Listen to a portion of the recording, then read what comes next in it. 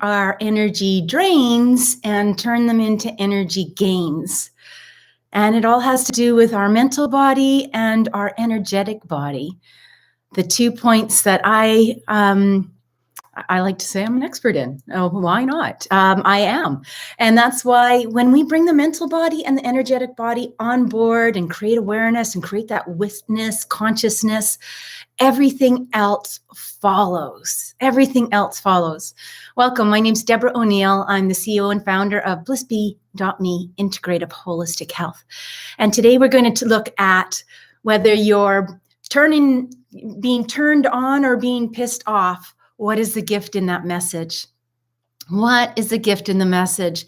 And we're going to look at 3 different ways that we can take that perception and turn it into an energy gain instead of an energy drain. Because sometimes whether we're either being turned on, we can be in shame or guilt or uncomfortableness, or whether you're being pissed off, we can be in shame or guilt or uncomfortableness. And we can kind of look at them as flavors, because after all, we want life to be delicious. And we want to look at how we're showing up as a flavor in our own lives. So what flavor would you give yourself right now with regards to how you're showing up in your life? You know, are you like a sour candy? Are you like a nut, hard to crack? How are you, like peppery? Are you salty? Are you sweet? Take a look. Are you spicy? What spice might you be? Are you hot? Are you a hot cup of tea? Are you a cold drink of iced tea? And how are you showing up in that flavor? Well, and another thing I'd like to do is celebrate, because with everything, with every learning, with every awareness is a celebration. But today's an extra special celebration for me because it is 52 weeks on YouTube and Instagram. I think the Instagram I started a few weeks later after I started YouTube, because I was trying to figure out how I could have 2 screens and talk to 2 screens. So with that, I love to save my petals from my flowers. And this is a beautiful 50-year-old rose bush. And I wish you could smell the petals. If you come to my studio for a 1-to-1 in person, then you'll see the roses in bloom now. But and the smell is just exquisite. So with that, I want to say congratulations for showing up and doing the work. Congratulations to me for showing up and doing the work and speaking my truth and living the truth that I want to contribute to the world. So with that, woohoo! So let's talk about perceptions. So in life, we have what we call a subject. I'm going to just make a note here, and an object. Oops, this pen is running out of ink. So we got a subject. Let's say that's there. We got an object. Let's say that's there, right? And in the center, we have a seed. We have the seed that blends these 2 seeds, the subject of me or you, and the object of the person, place, thing, or situation that's creating whatever is there. And that interaction, oh my goodness, there's 2 pens down. Let's toss those and try another one. In that, we have the interaction. And the interaction is fueled by your perception. And your perception creates your flavor. And it all comes back to this seed of what you want to plant. So in your higher consciousness, what seed do you want to plant? What flower do you want to bloom? What leaves do you want to grow? Because whatever the seed is, the seed becomes your forest, right? And we want to plant an apple seed in order to have an apple or an orchard of apples. And then from that, we have the ability to share what it is our gift then becomes. So how do we get to that point? How do we get to that point? That's the work that I do. That's the work that we do when you're on the table. That's the work that we do when we're together in our interaction on a one-to-one treatment or even on a distant treatment. It's all doable. It's creating that awareness. And in order to create that awareness, we need to work with the blockages and the unbalanced energy within our body. Otherwise, we have a hard time getting to that place, because we talk about that ladder. So when we talk about the ladder, it has rungs on the side, right? And it has the step on the top that says, do not step there.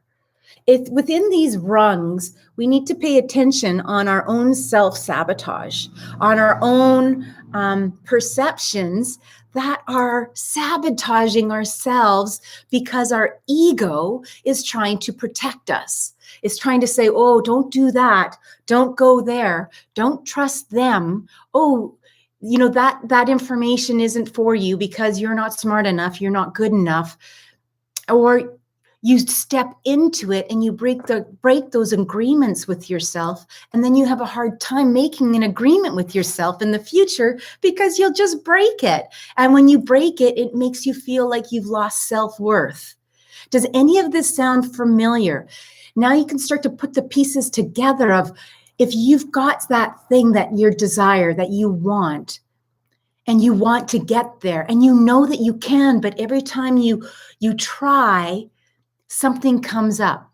Somebody else becomes more important. You put somebody else in front of you.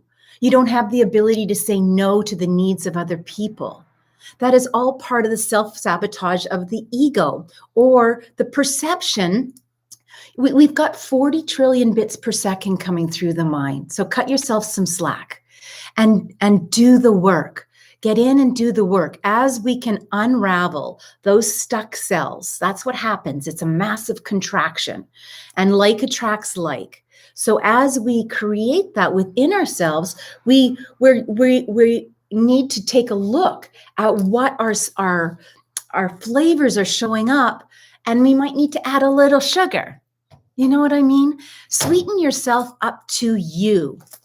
So when we talked on this weekend with regards to the sutras, it says, so whether it's turning me on or pissing me off, if I can stay in that experience, I can get the clues that I can use with, we call it defective equipment. Where's my equipment defective? And it's fixing, it's re-educating, it's relearning, it's re-embodying that new experience. So that new experience becomes your default. I get to choose a new experience in that interaction of that me and the object, that person, place, or thing, that experience, that flavor of that experience, that interaction. I get to create this new seed. And that's where we can change our sabotage. That's where we can change our flavor. And that's where we can understand the experience, when we start to pay attention to that interaction. And let me tell you, the bigger the trigger, the bigger the interaction that may not be the flavor that you want it to be, is the greater and the faster way to make it happen.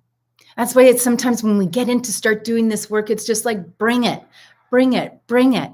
And it will. But when we have the support of one another, when we're working with it, when we are consciously working with it, whether one-on-one, and then we can take it into the membership where you can follow through with it every month. And we work with different themes, with the ability to go through the physical and safety and the root chakra and the emotional and the self-will or the self-judgment. You see, on the other side of self-judgment is that strength and that passion and that fire of the self-will.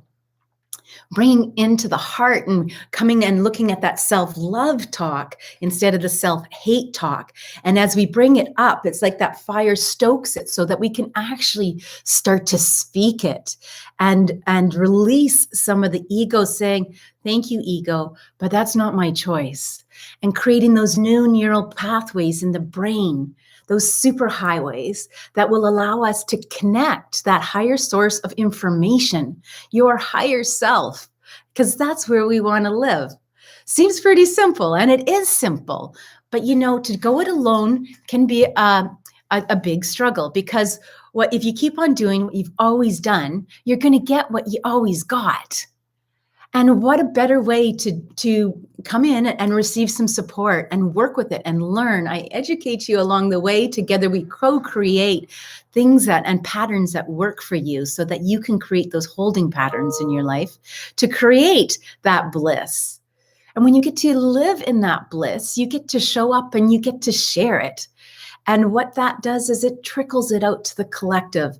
Actually, it's way more than a trickle. It's like a wave out to the collective. So allow yourself to feel your feet on the floor. If you're feeling like a little bit of a trigger or a little bit of going, I don't know if I can do this, feel your feet on the floor. Go outside, take your shoes off, step in the earth, find that groundedness. Call in the earth energy to come into your feet and into your legs and into your hips. Bring your breath, slow your breath down. I've been talking pretty quickly, so those mirror neurons are going to pick up on how quickly and excited I have been to share this Monday's motivation with you. Feel that breath come down into your lower abdomen. And be curious as to how you want to move forward. We're in the middle of the year. Plant new seeds, set new goals, dream in this beautiful time, creative, this growth time. Come in and grow with me and step into the power of you. Such a blessing. It's such a transformational time when we work together, and trust that in you. Give the gift of that for you. Go to BlissBE.METHOD. I have my newer website up now, and it has an online booking system, which is in beta. So we're testing it through. I hope that it works, and send me a direct message if you've gone on to that beta booking system and booked yourself in to this great work. It's one of a kind, and it's so highly effective. My clients are my raving fans, and I hold them in my sacred heart. Not only do you become my client, but you become my friend, and in time, even my family. So let's get together. Let's do the work. I love you. Make it a great day. And I'll see you next week for week 53 as we step into the second year of this work together on Instagram and YouTube. Thanks for being here. Bye for now.